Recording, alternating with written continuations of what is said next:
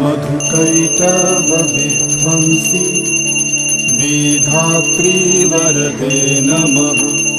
रूपं देहि जयं देहि यशो देहि दिशो जहि। महिषासुरनिर्नाशी भक्तानां सुखदे नमः। रूपं देहि जयं देहि यशो देहि दिशो जहि। धूम्रनेत्रवधे देवी धर्मकामार्थदायिनी। रूपं देहि जयं देहि यशो देहि दिशो जहि। रक्तबीज वधे देवी चण्डमुण्ड विनाशिनी। रूपं देहि जयं देहि